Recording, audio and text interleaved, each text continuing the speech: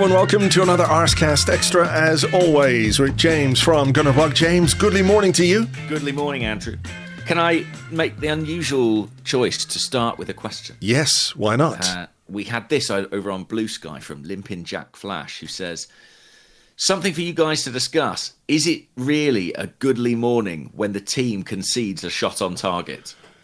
I will counter that by saying that this so-called shot on target is nothing more than a statistical anomaly. Right? I was curious about this because I was like, what shot did Palace have on target? So I went to SofaScore and I went to our old friend Stats Zone, which I have on my trusty office iPad, which you can see right here. I'm showing it to you. I don't know why. Thank you. But they say the shot on target came in the 70th minute from Eddie Nketiah. And I was going, Eddie, when did Eddie have a shot on target? Doesn't sound like him. The cross from the right from Daniel Munoz that Eddie challenged for and David Raya claimed has gone down as a shot on target. And that is a disgrace. It's not a shot on target. Listen, lies, damn lies, and the statistics and all that kind of stuff, right? But I think, I'm somebody who I think statistics have sort of broadened our understanding of the game in quite an interesting way. I know some people, their mileage might vary on that in terms of what they think of statistics and how they're applied. But I do think generally they're a very interesting way to sort of try and understand what you think you've seen in a game. And then you look at the stats and you go, actually, well, maybe not. Or maybe, yes, that tallies with what I've seen. But in this case, that's not a shot on target for me.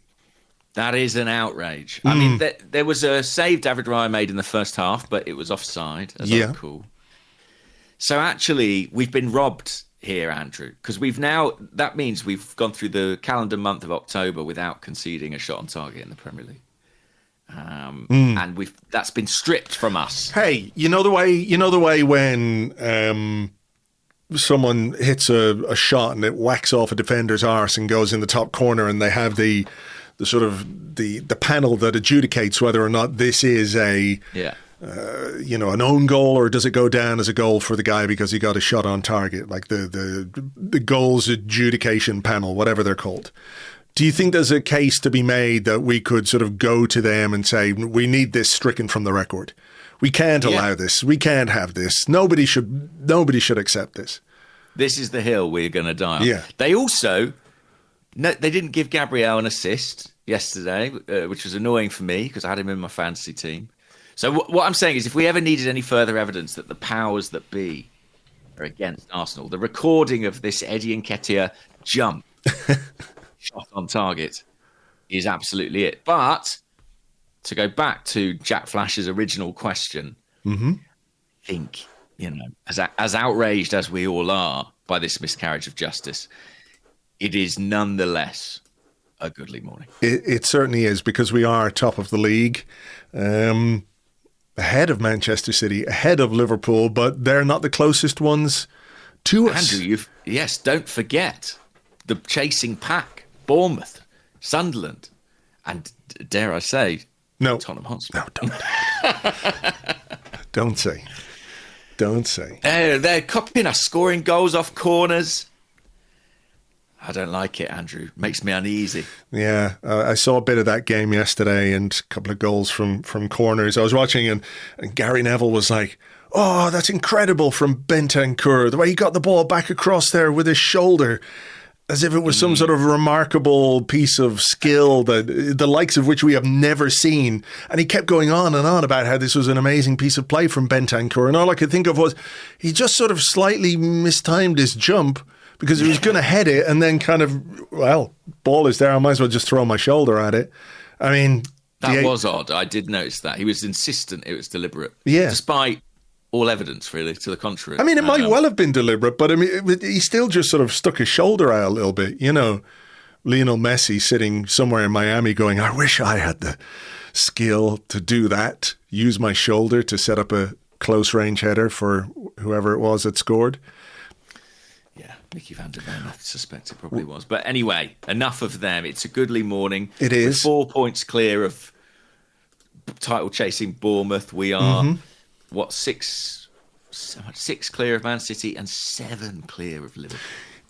It's very interesting, isn't it? Because maybe previous seasons when weekends like this have happened where, let's say, Liverpool have lost and everyone goes, oh, it's there for Arsenal now to take advantage. Can they turn the screw a little bit? We haven't always been able to do that. I mean, yesterday our game against Man City, or our game against Palace rather, was taking place at the same time as Man City's game against Aston Villa. So, it wasn't quite the same thing, but having seen Liverpool lose the day before, it was there for us to go and do that. It's another one of these games, isn't it, that when you look back on last season and the results that we had in the corresponding fixtures, it was April, I think, when Palace came to the Emirates and we drew 2-2. A certain Mr. Eberechi Eze scored that day as well. Newcastle, Fulham, West Ham, you can understand why maybe people are beginning to talk about Arsenal in title-winning terms. We do have some questions about that, and we might get to that conversation. But I think it is one of those weekends where, putting Tottenham to one side, of course, pretty much everything went right from an Arsenal perspective, if you are thinking about the Premier League and where ultimately it's going to end up. Yeah, and look, Liverpool were the front runners, weren't they? But they've had 4 consecutive defeats in the league across the same game weeks. Arsenal have won 4 games. So it's a pretty simple explanation as to the swing. The consistency Arsenal have shown has been really impressive, particularly defensively. Obviously, another clean sheet yesterday. And crucially, they are capitalising when others are slipping up. So it's a really strong position to be in, and another really, really good weekend for the club. Right. So, I mean, this is one of those games, I think, that it was far from a classic. Mm-hmm. Possibly a bit of a European hangover for both teams. Arsenal having beaten Atletico Madrid in midweek 4-0, which was a great performance and a great result. We had a couple of extra days. The players went out, didn't they? They had a night out, or not a night out, as Mikel Arteta corrected. It was a dinner, an early dinner. Yeah. Early dinner. So, the lads had a bit of a...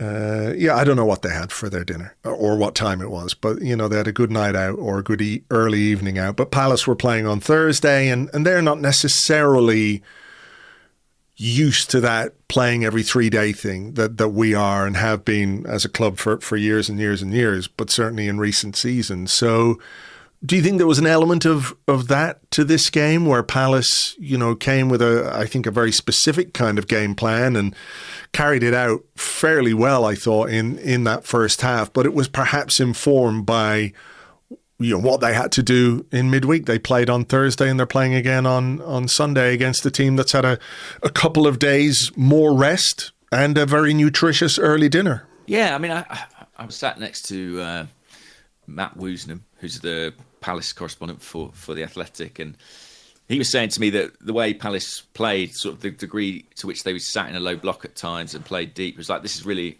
unusual. We don't tend to do that. We play in more of a mid-block, a bit higher up the pitch. Maybe some of that is a bit of fatigue, like you say, kind of the exertions of the week for Palace. But I think as well, the way Arsenal play, the amount of control and dominance they exert over the pitch often compresses teams into those kinds of shapes, whether they want to be like that or not, or whether Arsenal want them to be like that or not. It just seems to be the way a lot of our games go.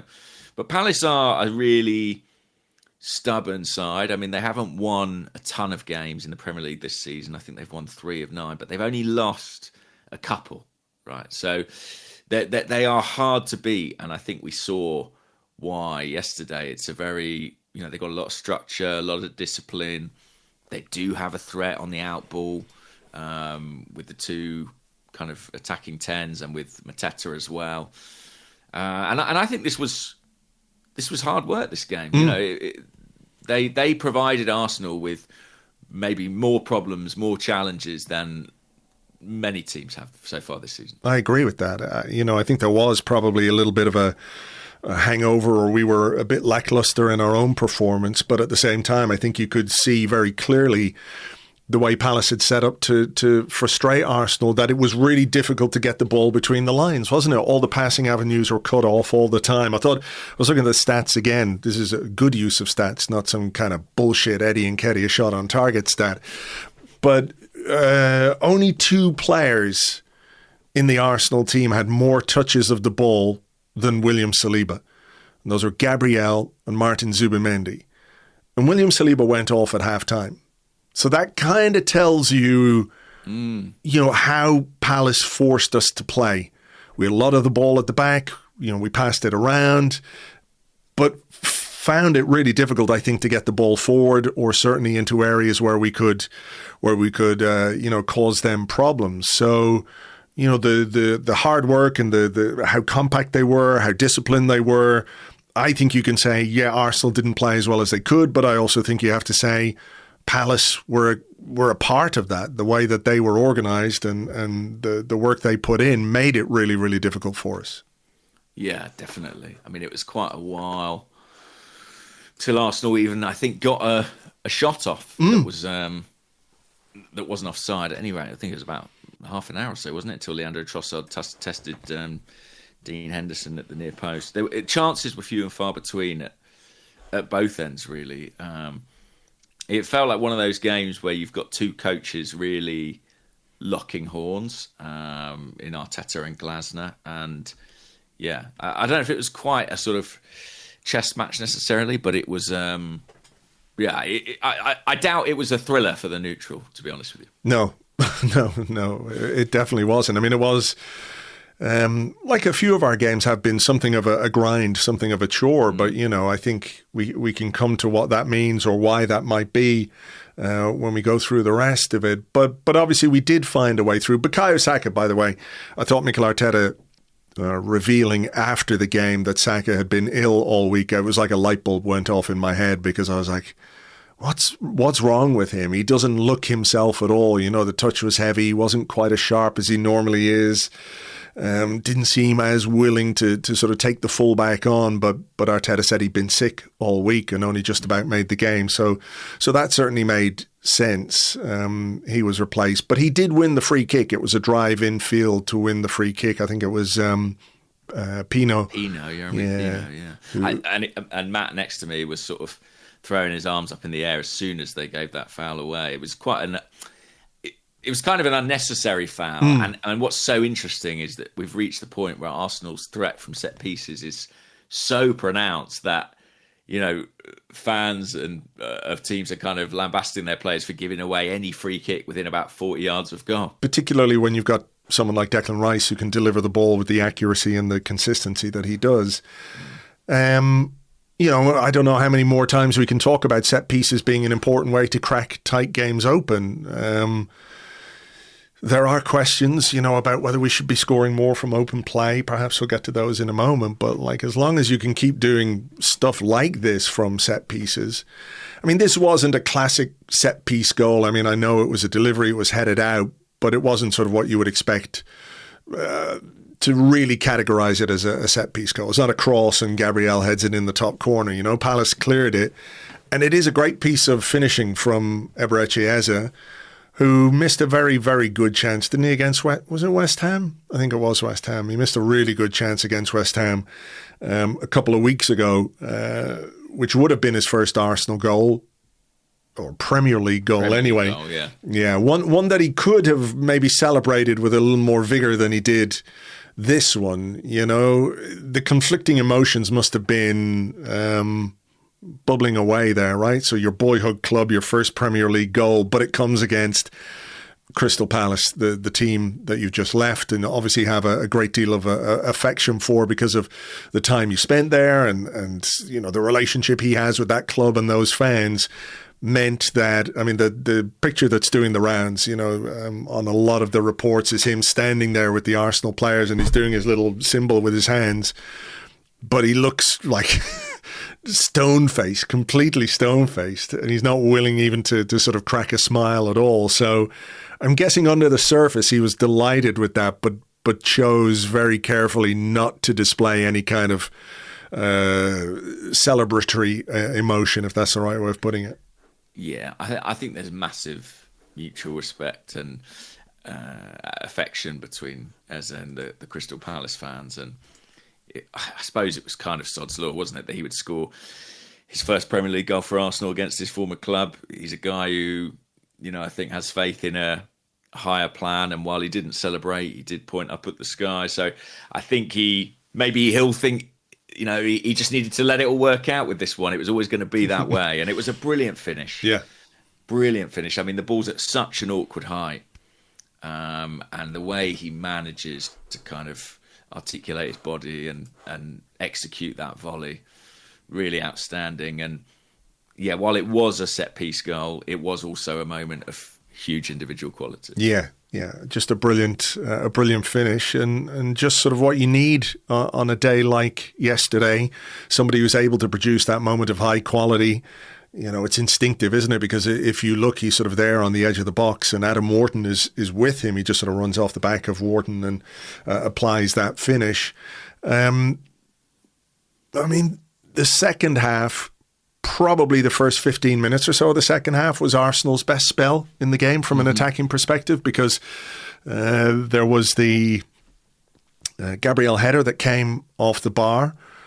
Short corner routine, wasn't it? Rice ended up crossing it with his left foot, I think, and Gabriel was just a monstrous threat, wasn't he? Every set piece, as he tends to be.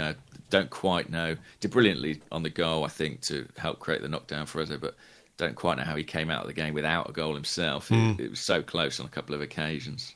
Trying to think in that little period what other chances there were. Well, there was the Declan Rice follow-up from the header, which was blocked on the line. I think it was Dean Henderson just stuck an arm out. It was actually quite a good save. Close range, it's difficult to get the ball through all those bodies. There was another one, wasn't there, when maybe an underrated element of Gabriel's game is the passing. I think he sent Trossard in over the top with a kind of medium long-term pass, and Trossard sort of dinked it beyond the keeper, and maybe another day, if Saka's feeling 100%, he might be there to poke that home. I think it was Mark Gahey who got it away first, So all of that was in the first sort of 10, 15 minutes of the second half, where maybe we could have gone another goal ahead. I think so, yeah, and that would have certainly put a different complexion on the finish. Bukayo Saka came off, didn't he, quite early, 65 minutes or so,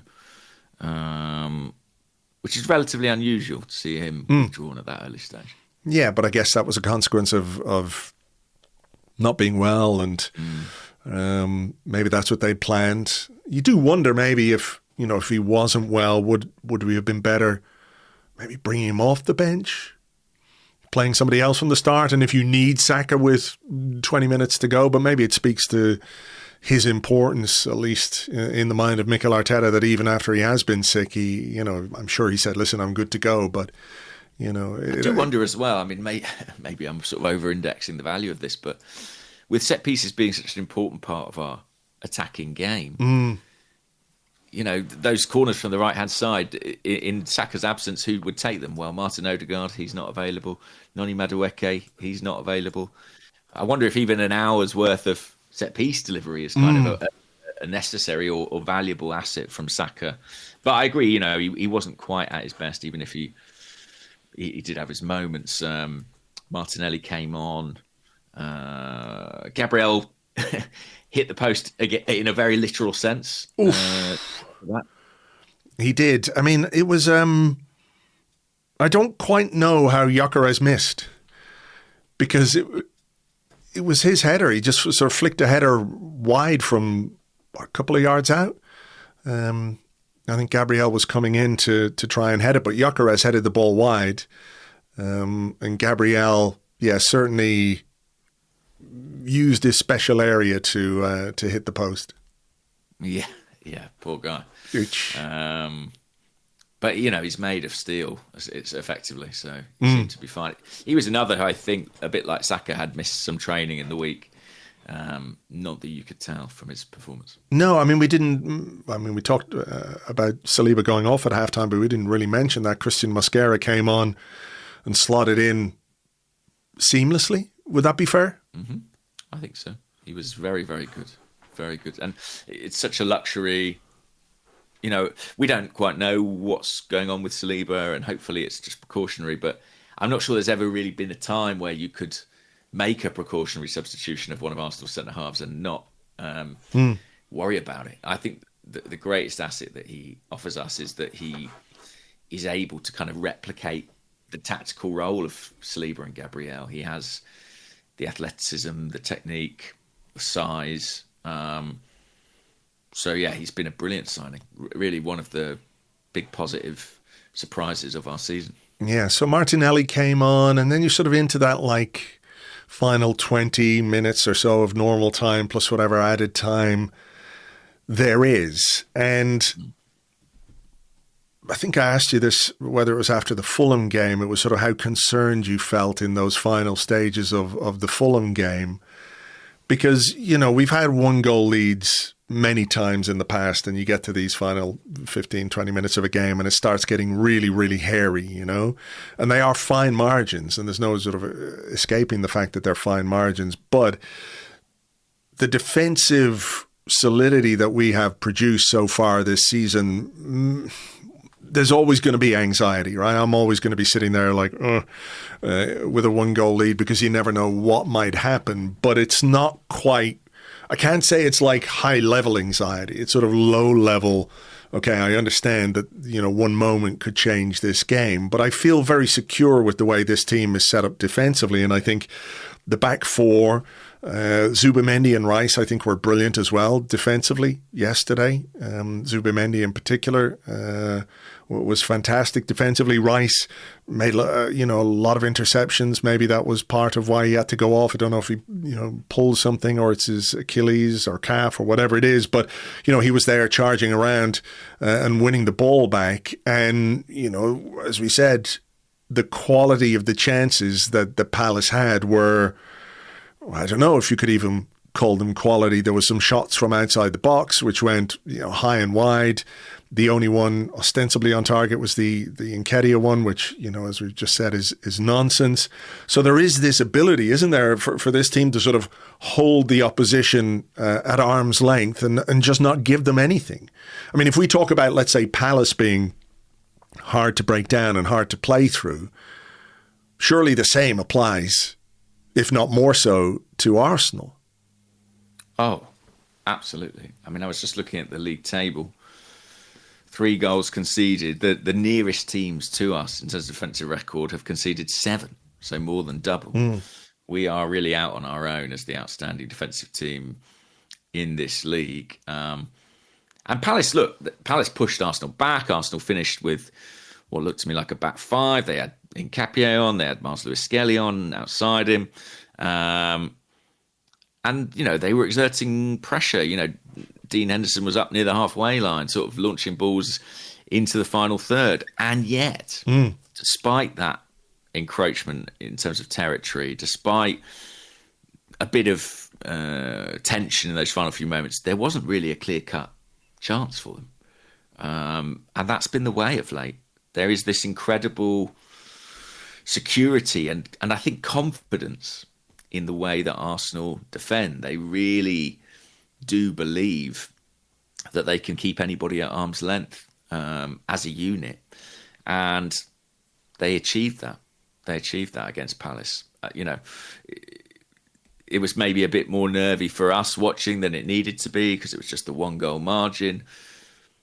But you couldn't say that there was a moment where Palace nearly nicked a goal. No. I mean, if they were going to score, it was going to be a lucky ricochet in the box.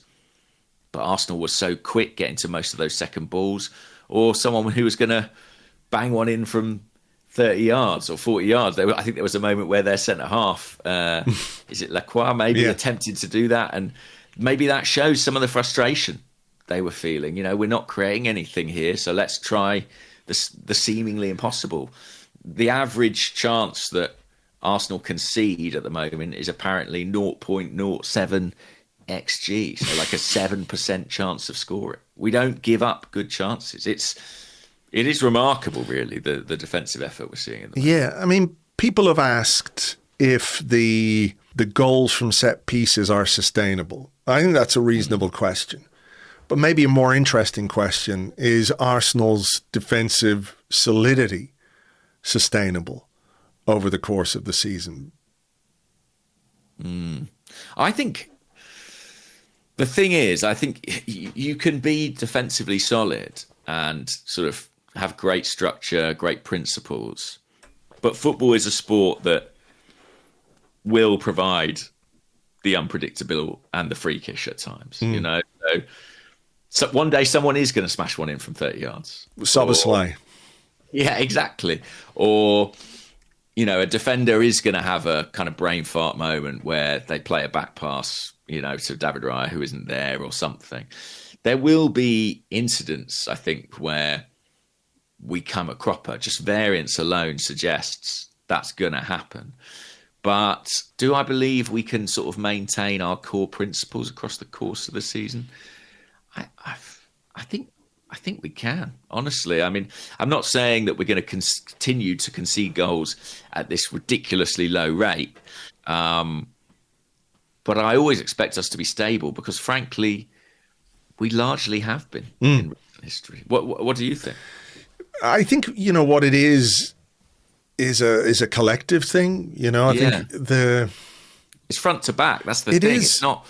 It's not one player anymore. Yeah, exactly. Or it's not like two centre halves, you know, playing brilliantly every week, sort of picking up the slack for other defensive weaknesses, let's say. I think collectively this Arsenal team is built to defend. It absolutely is. I think it's a core principle for Mikel Arteta, and I think what I also need to say is not that that's all that he wants to do. I think, you know, he would be much happier on the sideline if he was watching Arsenal 3-0 up against Crystal Palace with 20 minutes to go, right? I think that would make his life easier and happier. So I don't mean to say that all he wants to do is defend and nick a goal from a corner. I don't think that's true. But what I do think is that this is the sort of the platform as he sees it for a team that he hopes will go on and win the title after coming close for 2 or 3 seasons. You know, I think there have been aspects of our game or our performances where we have been a bit vulnerable at times, and I think he hates that. I think he hates any kind of weakness or vulnerability in his team. I think we've seen that by the way the squad has been built out, and it's not just, you know, Gabriel in the form of his life alongside William Saliba, who's brilliant.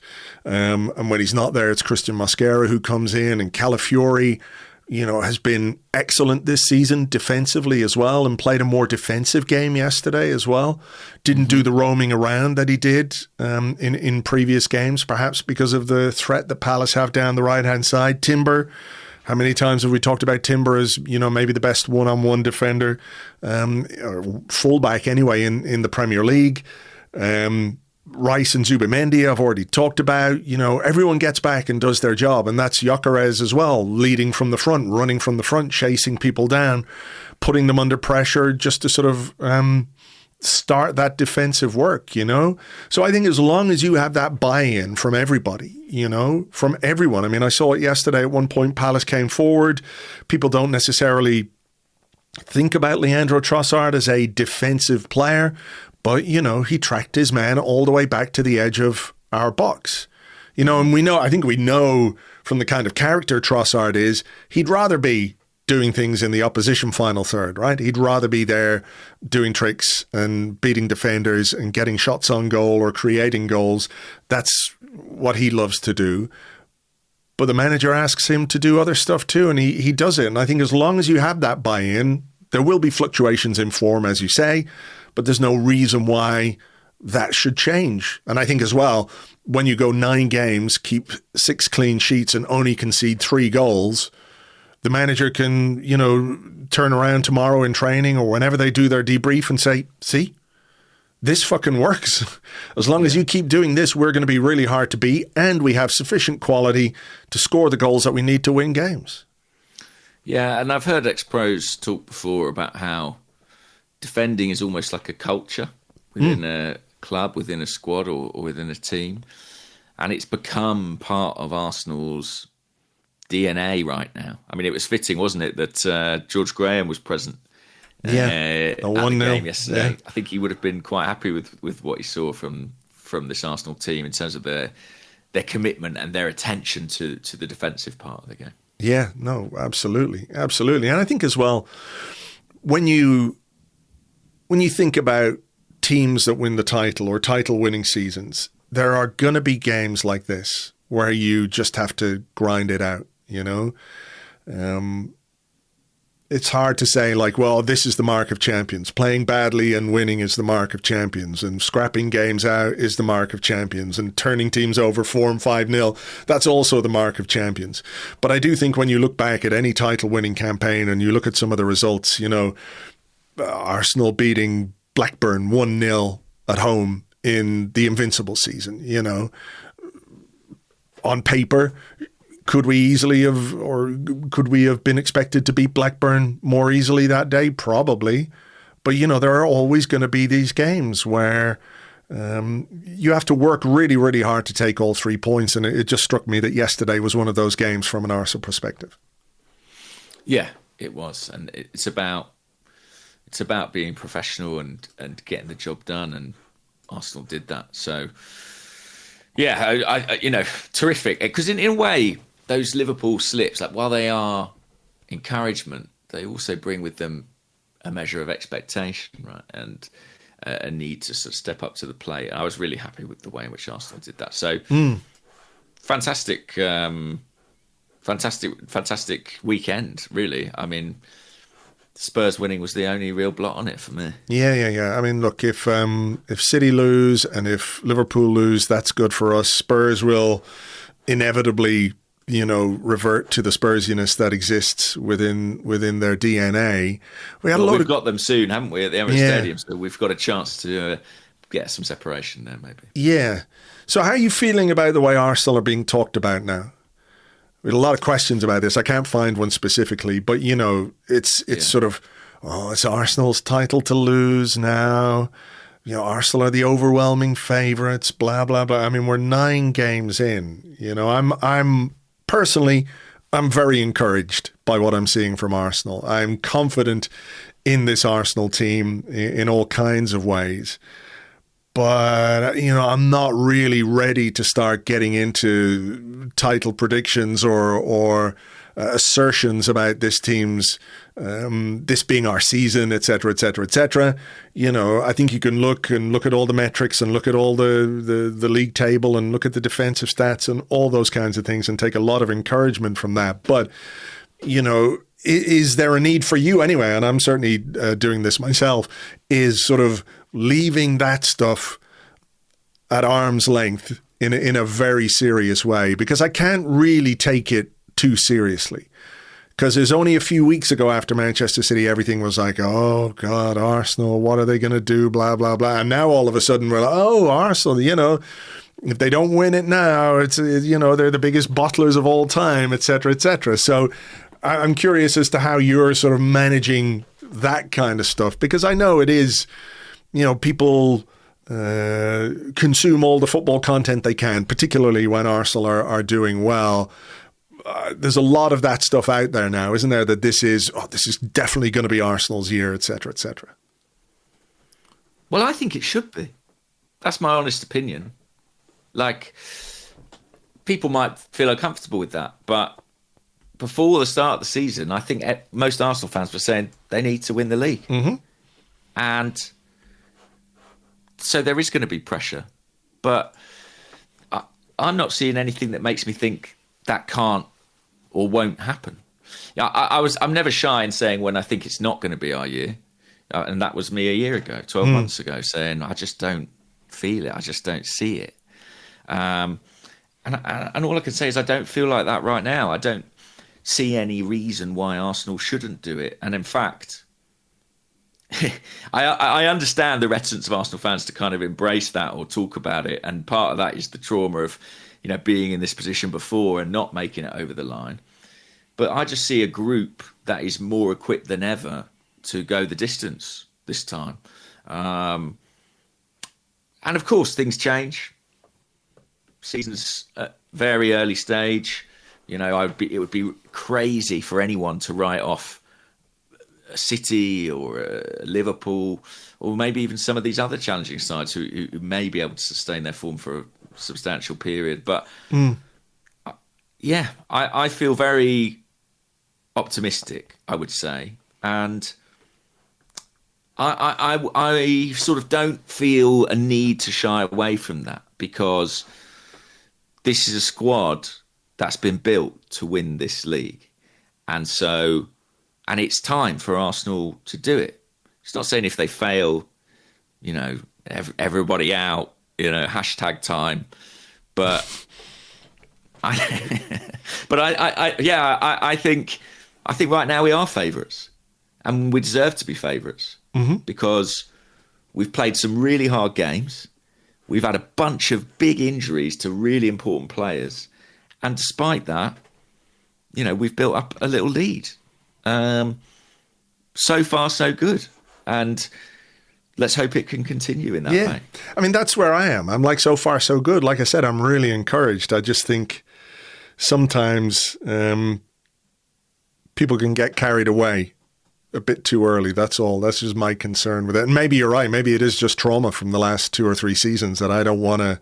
It's not that I don't think we can do it. It's not that I don't think we have the squad or the players or the mentality or the motivation. I think we absolutely do. I just wonder, you know, how quickly the prevailing winds can change sometimes, you know, from one week to the next in Premier League media coverage terms anyway. Absolutely. And listen, it's still October.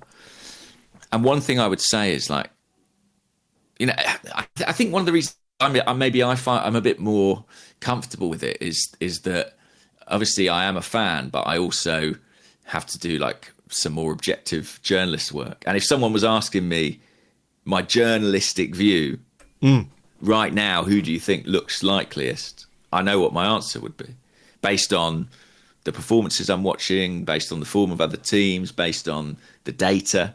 I know what I would say. However, we've also learned as Arsenal fans that maybe particularly in those final stages of a season, in a run-in, you know, there are outside factors and psychological factors and pressure and, you know, games on top of games that can create chaos, right? And so nobody with any Arsenal allegiance would get close to assuming anything or taking anything for granted.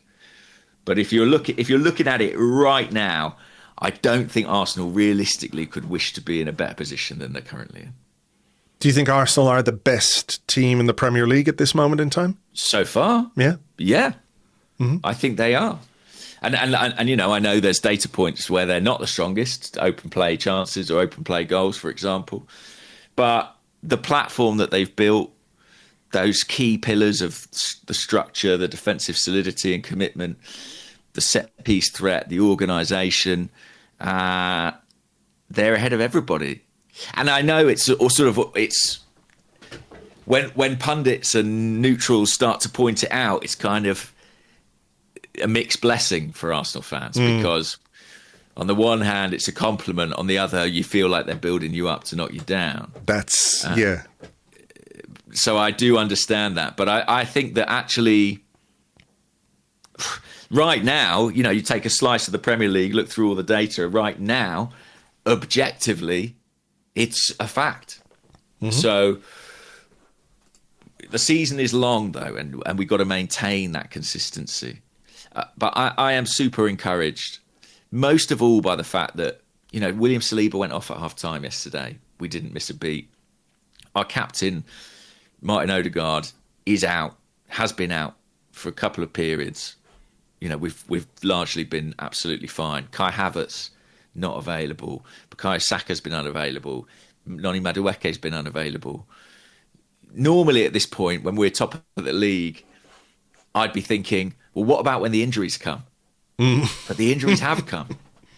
They have come, and we've ridden it, and we've sustained it. So, does that make it even more encouraging that we talked about this maybe a couple of weeks ago, where Arteta spoke about and nobody really wanted to hear it at the time, and I completely understand why, but he spoke about what they had learned or what they had taken from finishing second last season with the injuries that we had. Like I said, last season for many people was a missed opportunity in the Premier League. But there's no question we did have injuries, and we suffered with key players being out, and yet we still finished second. And Arteta said, the fact that we can do that with those players missing sort of instilled something within the group of players. And maybe now, coupled with greater depth, of course, the ability to deal without players like Saliba and Odegaard and Havertz, because we've got Mosquera and Eze and Gyokeres to slot in and take their places. But part of that is the sort of, I guess it hardens you a bit, if we can do this without these players, then when we've got their replacements or when we've got these players back, then we're ready to take a step forward. Yeah, I think the manager used that quite intelligently to really reinforce that idea to his players that, if they adhere to the principles, there's kind of a floor on their performance. There's certain standards they won't drop beneath. So yeah, all in all, I am really encouraged and I'm positive, and I feel confident, and I don't know why.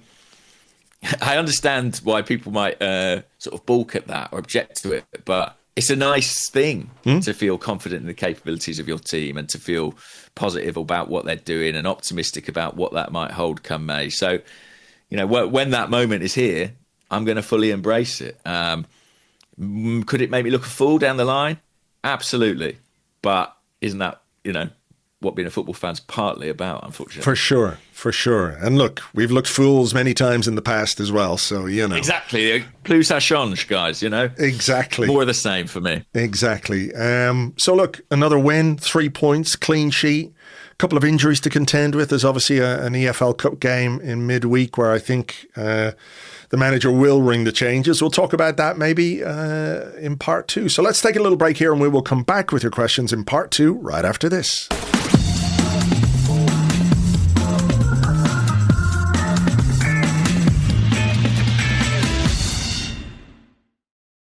Welcome back to the Arsecast Extra. This is part 2 of the show where we answer the questions that you sent to us on Blue Sky at gunnerblog.bsky.social and also at arseblog.com. Also on the Arseblog Discord chat server, which you get access to if you are an Arseblog member on Patreon. James, I'm going to go first because we've quite a lot of questions about this. Magnus Holmberg, who's magnusholmberg.bsky.social, says, can you please discuss the jacket James wore in his On the Whistle video? Where can I buy it?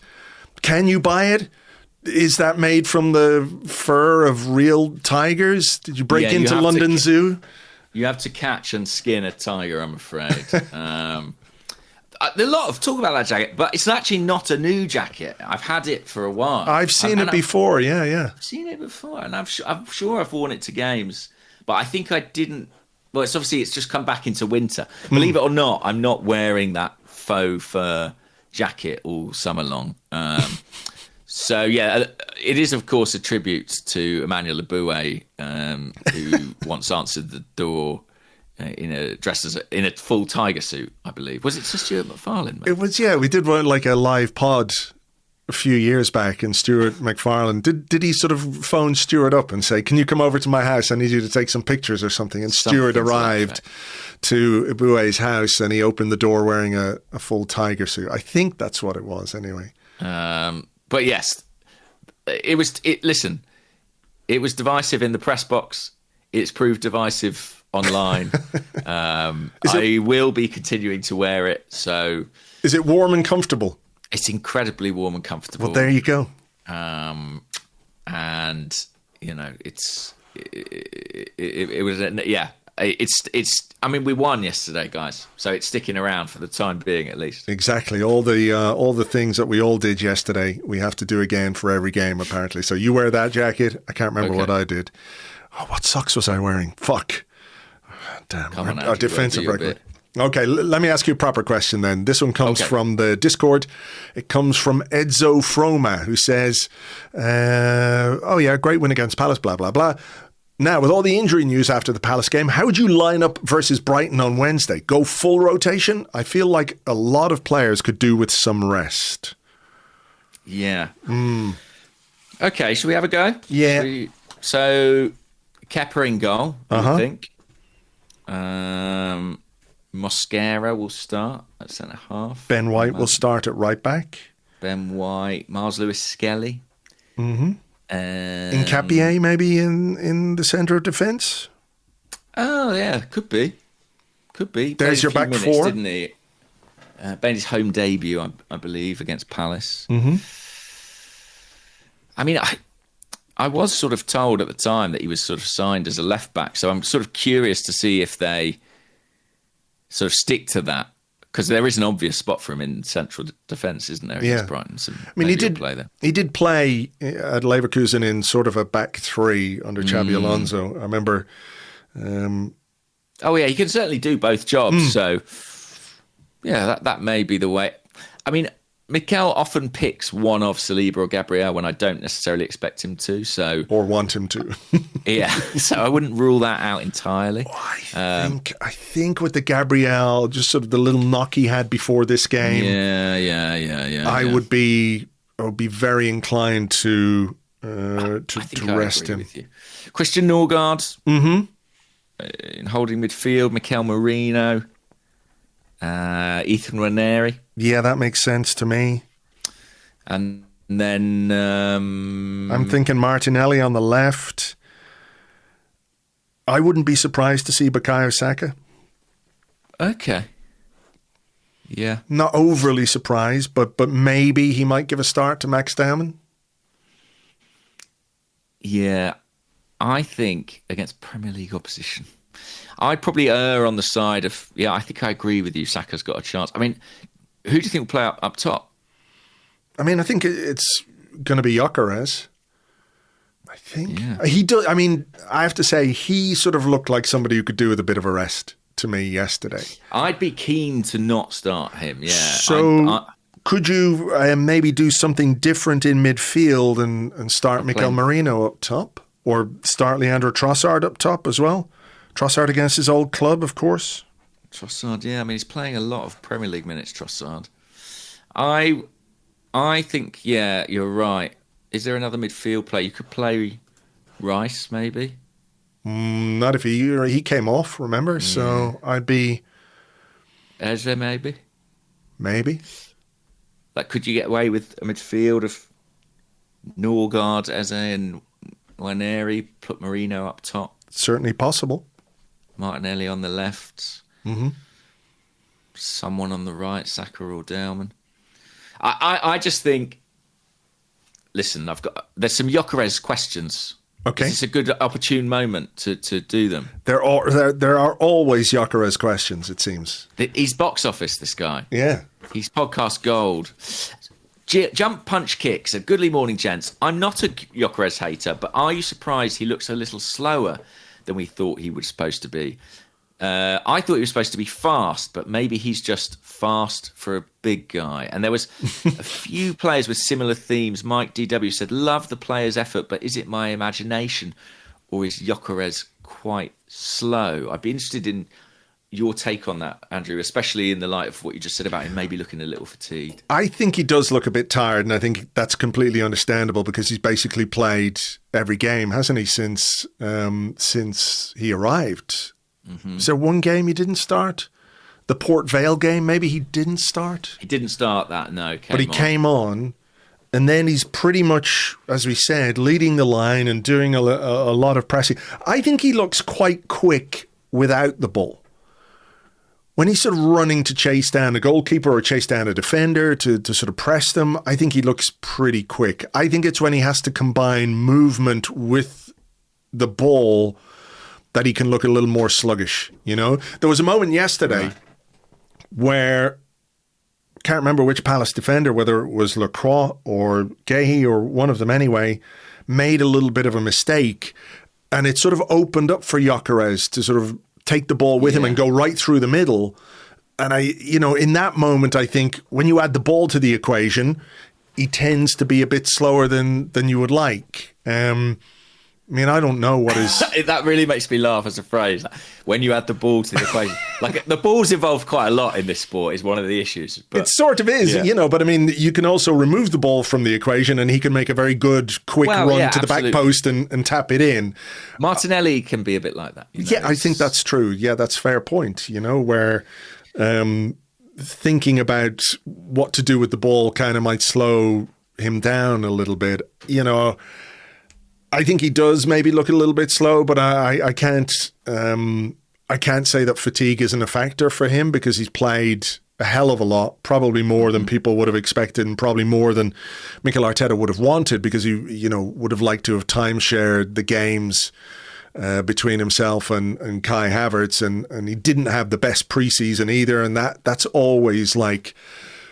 you're sort of running uphill a little bit, aren't you, when the season gets going to sort of build your match fitness if you don't have a proper pre-season. So, yeah, I can see where the questioners are coming from. I mean, what do you think? I think we've got to rest him on Wednesday. I really strongly think that. And if it means playing Mikel Merino up top or Leandro Trossard, so be it. But we've got 3 away games in a week from Saturday, which is going to involve a lot of running for Viktor Gyokeres. It's Burnley, it's Prague, it's Sunderland. And that Sunderland game looks tough, to be honest. They're a team in form. They don't concede many goals either. And something tells me we'll have a man in their central midfield who might be out to prove a point or two, certainly make an impression. I think he had moments against Palace where he looked, he had a couple of nice touches and a couple of bits of hold-up play that I thought were good. Struggling to create, I think, real separation at the moment to get chances and to get shots off. I think fatigue absolutely could be a factor. He's played a lot of minutes. I think we've got to take this opportunity to sit him down. Look, he can come on and play 20 minutes and try and get himself a goal, hopefully, in the latter stages. I do think he's going to be quite devastating in those situations because of his power, and I think for a tiring defender, he'll be an absolute nightmare. But I think, give him some rest, some recuperation. He got himself a couple of goals, didn't he, in the Champions League? That eases the pressure, the burden on him a little bit. And I think we need to protect him ahead of a big 7 days. I mean, whatever you may think of Viktor Gyokeres and his performances today, one thing is certain. Had we not bought him or bought another forward, we'd probably be in a world of trouble right now. That's for sure. Of Kai Havertz. And I don't think on an individual level he's been great. That's my assessment and my view. But what he's brought the team in terms of actually having a 9, the structure that brings, the threat it brings, replacing some of what Kai offers us, albeit in a different fashion, invaluable. Imagine we'd had this entire opening period of the season without an actual striker. That's where we would have been without the Gyokeres signing. So he's been important, even if he's not always been impressive. Yeah, I think that's a great point because it does change the way you play and it changes the way the opposition play against you as well. As well with Odegaard injured, you have those creativity issues as well. If you're starting Mikel Merino, who does a great job up front. What was I going to give you? I like this one from Snooner Gunner on the Discord. With Rice scoring against West Ham, Eze scoring against Palace this season, who is more likely to score against Brighton on Wednesday? Ben White, Leandro Trossard, or Viktor Gyokeres? All former Brighton players. I forgot that about Gyokeres. How about all 3? That'd be lovely. I mean, listen, I'd be delighted for Ben White, who I kind of miss, to be honest. As brilliant as Julian Timber has been, I've got a lot of affection for Ben White and his personality on the pitch. And I'm sort of looking forward to seeing him play. I totally understand why Timber has emerged as first choice. And in fact, I thought, I anticipated and believed that would eventually happen. But I still think Ben White's a top player, and it'd be a really nice. I hope he has a great game on Wednesday night. Same. I enjoyed his outfit, by the way, when the players went out for their early dinner. I don't know if you saw the picture. He just just looks like a sort of, as I said on the blog the other day, like hidden panda. This is what this look is called. If new from Derelict, the hidden panda range, as modelled by Ben White. What about this? Sometimes the question stands out to me because I think, wow, that's an unusual take, and I wondered what you would think of this. Wordsmith314, who is over on our Discord, said, "Wouldn't it be wonderful to lose to Brighton on Wednesday? We'll guard against complacency and focus our minds on the task at hand." I mean, that's an interpretation, certainly. People really don't like the Carabao, do they? No, they don't. I sort of understand it. And again, we're in that realm where, in terms of priority, it's like bottom of everybody's list, right? Obviously, if we're sitting bottom of the Premier League, the Carabao Cup becomes more important because it's silverware you can actually achieve. But there are greater prizes on offer potentially, given where we are in the league. So I understand why people's enthusiasm for this particular competition is not as high as it would be for the Premier League, right? But I think, Arteta will not view it in that way. He doesn't view it in that way. I think, if you talk about culture or the kind of culture that he has instilled or is continuing to try and instill in this team and in this club, is that every game is a game you go out and win. You don't pick and choose. I think we can all see potentially from the team that we've selected, the possible team, that there is scope for rotation. It won't be our strongest team in this game. No way. For very good reason, for obvious reasons, reasons everybody understands. But is losing going to make us more focused on the Premier League? Don't think so. I don't think so. I think I'd sort of like a little bit of a cup run for some of the players involved in this as well. They're not getting a lot of minutes in Premier League terms. And I think as well, some of the game states in Premier League games mean the manager he's more reluctant to make changes than he would be at 3-0. If you've got 15 minutes to go and you're 3-0 up at home against Crystal Palace and the game is essentially done and dusted, there are minutes for players like Ethan Nwaneri. I've got a question about him now in a minute. Whereas when it's 1-0, it's more difficult, at least in the mind of the manager, to make those changes. So I think these games are important for some of these guys as well. So look, I don't want to lose. I don't want to lose to Fabian Hürzeler. It would be good for these players, if they start to perform well and to win the game. So, yeah. Yeah, I agree. I want us to go through. I think it's, for me, listen, I do think if we get into that final stage of the season with the chance to win the league title, having a piece of silverware potentially already under our belt could be a real fillip, a real boost. But just even in the more short term, I think in terms of keeping the rest of the squad fresh, sort of motivated, I think these games and these minutes are important. I say fresh. I guess what I really mean is sort of match ready, to be honest with you. Sharp would be a better word. And yeah, I think, you're going to talk about Ethan, but we could talk about Miles, we could talk about Max. For these younger players who aren't getting a ton of Premier League minutes at this point in time, this is absolutely invaluable. Okay, well, let me ask you the Ethan question, and there's a couple of from the Discord. Pathognomonic. Anyway, it's too complicated for me.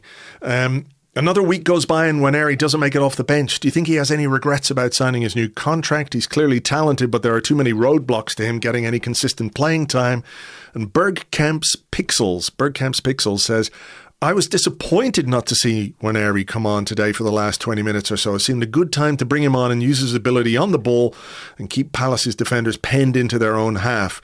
Him and to a lesser degree, Miles Lewis-Skelly, the recent lack of minutes has me worried. Do you think now we have them both tied to new long-term contracts, the aim may be simply to flip them for PSR purposes when we need the headroom? We know Arteta is a manager who can be pretty ruthless. I sort of was hoping you wouldn't ask me these because every time I say anything about Ethan Nwaneri, it ends up on some sort of aggregator account and I'm accused of stirring the pot or trying to create trouble. So I'll have to choose my words super carefully. I don't know is the answer, regarding the future. I think it's sort of a logical thought, isn't it, to be like, Arsenal spent a ton of money this summer. At some point, they've got to sell somebody.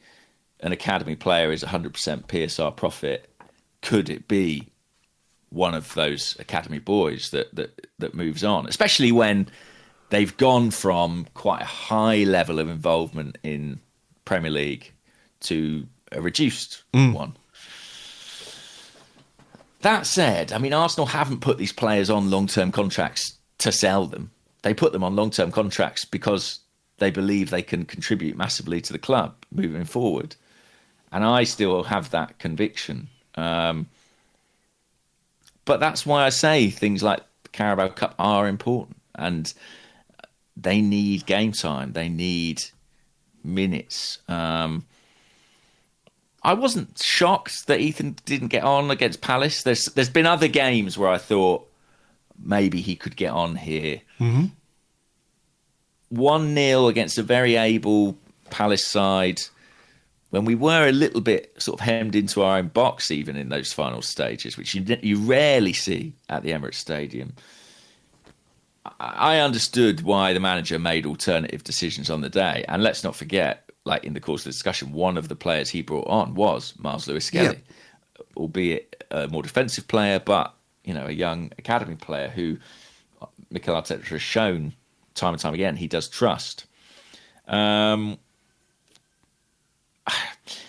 We've got so many good players, and I do think the signing of Eze has definitely had a knock-on effect for Ethan. They're playing in the same part of the pitch, and minutes that Ethan, might have picked up, he's now not. I think it's an interesting situation, and I think in the long term, and I don't mean this year, I mean in the next 3 to 4 years, something might have to give there. But who's to say that's Ethan leaving the club? Eze's 27, Martin Odegaard, obviously club captain right now and hugely important, but increasingly injuries are a bit of an issue for him. Where will he be in 3 or 4 years? We just don't know. Yeah. So I totally understand the discussion and the debate, but a bit like our title talk, it feels very early to reach any sort of conclusions. Sure. What do you think? I mean, I completely understand why Nwaneri didn't come on yesterday. He's not the change I would have made with 20 minutes to go against this Palace side. Just not, it wouldn't have even crossed my mind.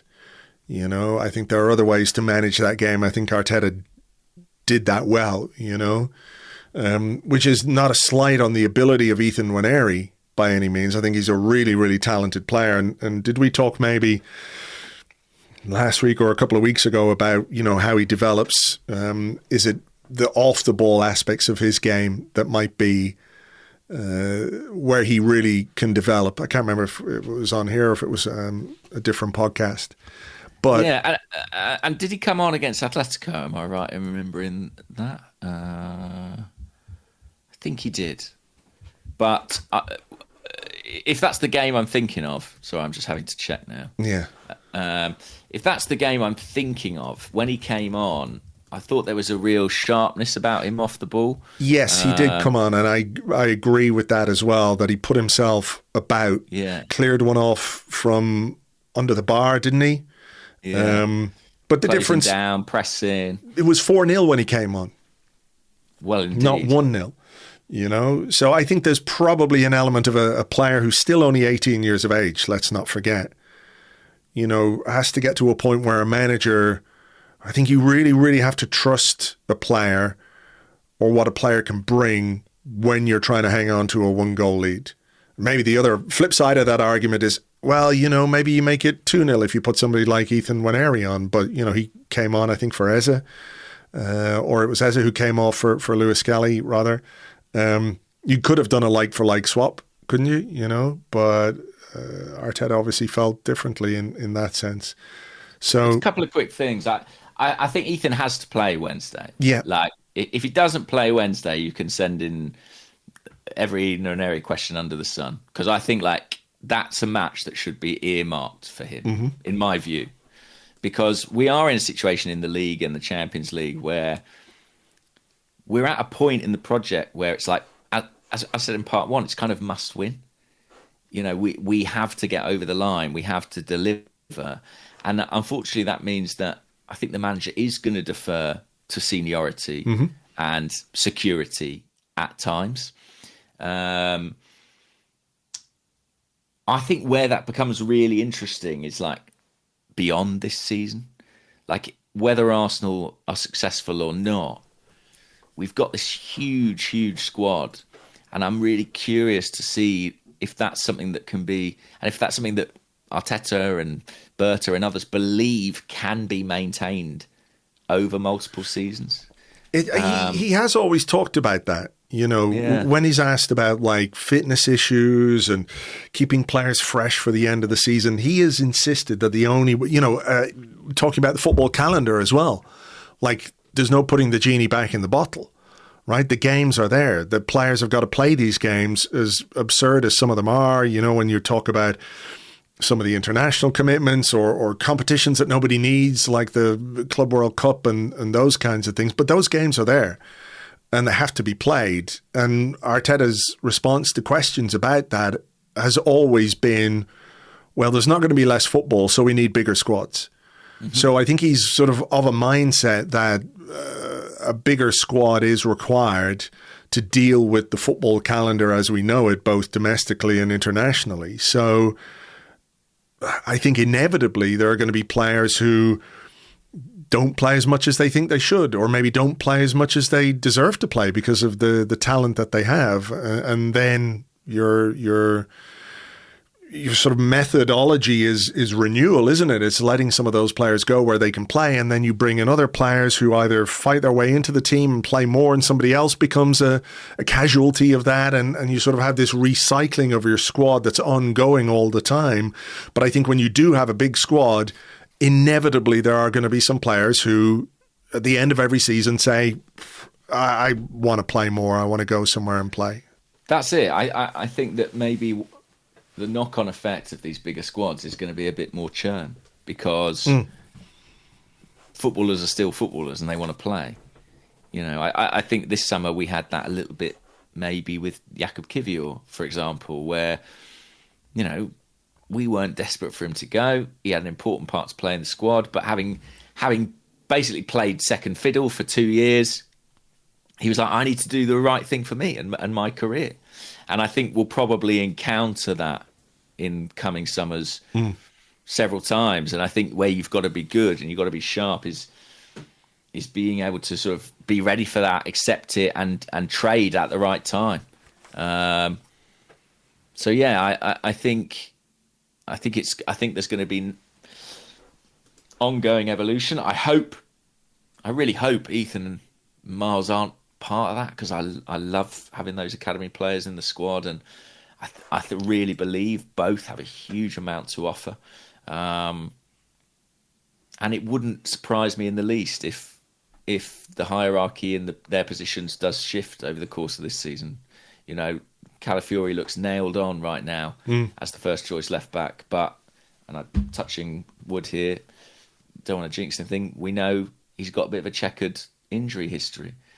We've already had injuries in the middle of the park for Nwaneri. Could Eze end up playing more on the left? Is Martin Odegaard ready to recapture his best form? If not, he could well come to the fore. There's a long, long way to go. Yep. What else have I got here? We had a question from S. Walsh, who said, "Morning, gents. Obviously, it was a short debut, but what do we think of Hincapié? Looks like an Arteta player." I mean, I don't know about you, Andrew. I just think it's way too soon to say. I'm looking forward to seeing him on Wednesday. Sure. Way too soon.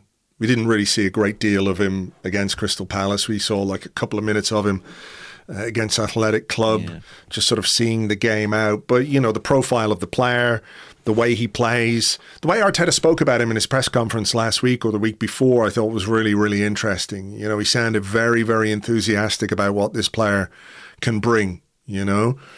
And if you watch the compilations, and I know probably, I'm almost certain that Arsenal didn't sign him off the back of a YouTube compilation. But if you watch some of those compilations, you can see, you know, what his game is about defensively, but also in the opposition half, you know, the way he likes to drive and maybe do things a little bit differently from Calafiori and even Lewis Skelly to an extent. So listen, I'm hopeful. I like the look of him. He's very big, quick, powerful. You know, we are a big team. We don't get pushed around. You don't bully this Arsenal team. And you know, if you can bully a South American defender, then you're doing a good job, I think, you know. Yeah. So I'm looking forward to seeing more, and hopefully we get a bit of that on Wednesday. I've got a couple of other topics, actually, that if it's all right with you, of course. I'd like to touch on. So a few people have asked about the kind of set piece versus open play thing. I'll give you a few questions. Scaramouche said, how can Arsenal become more of a goal threat in open play this season? Gunnar Owl said, I've enjoyed us getting over the lines with some gritty performances, but we are seriously lacking creativity. No service for Gyokeres. What's the solution? Stuart, are you finding a lot of these games a chore to watch, or is it just me? I feel like performances need to go up another level if we are to keep up this good form. What do you make of that kind of ongoing debate? I do understand it. And we had some people mentioning, I think, where is it? Righty's Golden Tooth on the Discord. It said the BBC has put out a table showing the league table without set-piece goals. We're well and truly back, lads. You know? Yeah. I mean, I mentioned it in part one, but I think the data says for open play, I think we're chances created 17th. And XG, we're near the bottom, basically. Is that an area in which we can improve? Absolutely. Do I think that is something that Mikel Arteta is not aware of? No. He knows fine well. He'll know fine well. I guess the sort of conundrum or the sort of two sides of this is that we do play quite a dominant game. You know? Yeah. We do play in a way which, for a lot of teams, the way to cope with Arsenal is to sit and defend. And a consequence of that is a lot of corners, a lot of set pieces. You know? Are teams going to just come out and open up against Arsenal? I don't think so. So the key for Arteta, I think, is to try and find a little bit more. I think we've maybe seen a couple of hints at what might be what we might try and do, you know, with balls over the top, quicker balls over the top. As we saw, I think it was something that Gabriel was trying for Trossard quite a bit in the game yesterday, was that ball over the top, and he hit it a bit too heavy a couple of times, and the one he got really right was when Trossard dinked it across the goal, and Saka might have been there. Then maybe you just get accused of playing long ball football. I don't know. You know, would I feel a bit more comfortable, confident if we were scoring more open play goals? Yes. I don't know how concerned I am about it at this moment in time, though, because I do think we have quality. Players like Saka and Trossard, Martinelli, Eze yesterday, Rice, you know, Odegaard when he comes back. I mean, I don't think it's a case that we're lacking the players to score those kinds of goals. I just think the way this season has gone so far has made set pieces more important. and we've been absolutely on fire in that sense. I don't know. I mean, I will say, like, going back to Gyokeres, we're not really making chances for him at all. There was a moment yesterday, beyond that one where he could have taken it down the middle, right towards the end of the game, and it was a bit like the goal he scored against Leeds, where he sort of went down, and then he ran across the box, and then I think he played a pass to a ghost. I don't know who he saw, but he gave the ball back to Crystal Palace. But, you know, it's not a case that we're getting balls into Gyokeres and he's getting tons and tons and tons of shots off. And I don't quite know if that's a him issue or a team issue or a little from column A and a little from column B. And I don't know how different it would be if Kai Havertz was playing as well, you know? So maybe there's something there to look at, or something there to sort of try and unpick something or be a bit better when it comes to actually making chances for our centre forward, rather than giving the ball to our centre forward and expecting him to, I don't know, make like Thierry Henry and just, you know, make something happen from, you know, a ridiculous angle or from miles out, or, you know, doing what Thierry Henry used to do by sort of dribbling beyond players and making chances, you know? Is that fair, do you think? I think it is fair. I need to go back and check. I have this sort of memory that maybe it was the season before last that we also started the season with like really scintillating form on set pieces and quite underwhelming open play data. And I seem to recall that basically the set pieces dropped off and we suddenly were like, it's a shame we don't score goals from open play. And I listen, that may be a false memory. It may be something I've imagined, but I do have a recollection of that and of writing pieces about open play, chance creation, and, you know, how that sort of proved to be Arsenal's undoing, because the set piece thing ultimately didn't sustain. Was that the season where, like, in the second half of the season when Havertz moved up front and we scored something like 59 goals in that run of 18 games where we won 16 and lost 1 and drew 1? I think we scored 59 goals and conceded 9, something like that. It was ridiculous. So what am I worried about, I guess? Yeah, maybe we're set up for, you know, explosion in the second half of the season. Yeah. Maybe the team, I don't know.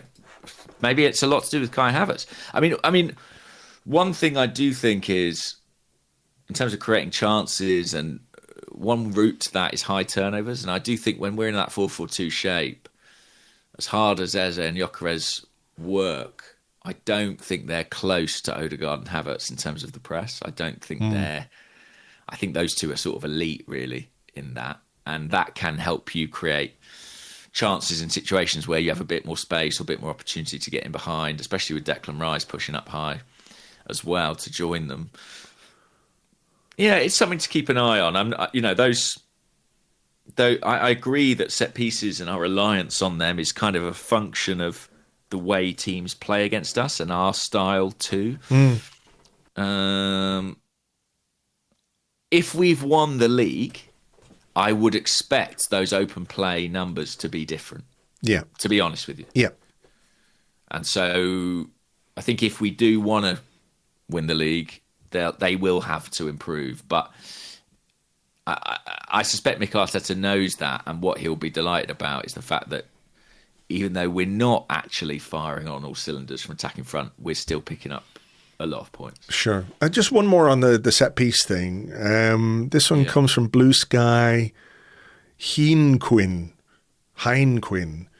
.bsky.social. I don't know how to pronounce it. I just thought this was interesting. He said, what's this team's Achilles heel? I think it's actually set pieces. they're so critical that injuries will have a larger impact than in open play. We have cover for Rice and Gabriel, except for their roles in set pieces. It's like an NFL team losing their field goal kicker. I just thought that was quite interesting because we talked about, Saka and Rice. The quality of the delivery is a really important part of being good at set pieces. Like Gabriel can be as good as he is in the box, but if the quality of the delivery is not what's required, then you're not going to score as many goals. I just thought yesterday we saw Trossard, for example, take a couple of corners after Rice went off. Saka, we didn't have a corner on the left-hand side for Saka to take, so I wonder who would have taken it if we got one over there in the second half after he went off, So, I think that's an interesting point. And actually, something I've been thinking about a little bit is like we talk about Arsenal being a real threat on set pieces and how they score a lot of goals. And, the commentators always say, look at them, they're all giants. And it's true. But my gut tells me that like 70% of the time it is Gabriel who gets there.